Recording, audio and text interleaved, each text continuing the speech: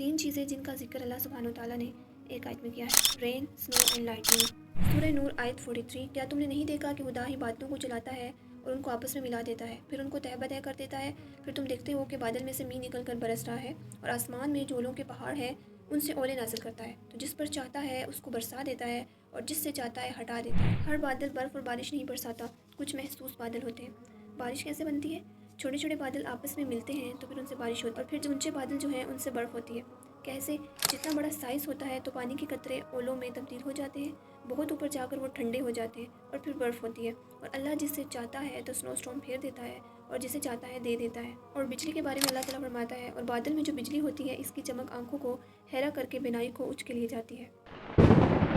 According to science, بادلوں میں electrical charges ہوتے ہیں، پازیٹیو اور نیگیٹو دونوں ہو سکتے ہیں۔ اولوں میں نیگیٹو ہوتا ہے، وہ بادل کے نیچے والے حصے میں جمع ہو کر اس کو بھی نیگیٹو کرتے ہیں اور پھر اس سے بجلی پیدا ہوتی ہے۔ اور زمین پہ پازیٹیو چارج ہوتا ہے اور وہاں پہ نیگیٹو ہوتا ہے، دونوں ایک دوسرے کو اٹریکٹ کرتے ہیں، اس سے پھر بجلی زمین پر گرتی ہے، اور بعض اوقات بجلی اتنی شدید ہوتی ہے کہ وہ انسان کو اندھا بھی کر سکتی ہے۔ اسی کا ذکر اللہ نے قرآن پاک میں کیا ہے۔ اور زمین پر بجلی ہر سیکنڈ میں 100 بار گرتی ہے، اور زمین پر روزانہ 45,000 دفعہ بجلی اور بارش کے طوفان برپا ہوتے ہیں، اور یہ بجلی جو بادلوں میں ہے سورج سے 5 گنا زیادہ گرم ہے، یعنی اتنی زیادہ ہیٹ ہے اس کے اندر۔ اس کے باوجود ہم ان بجلیوں کے نیچے محفوظ ہیں۔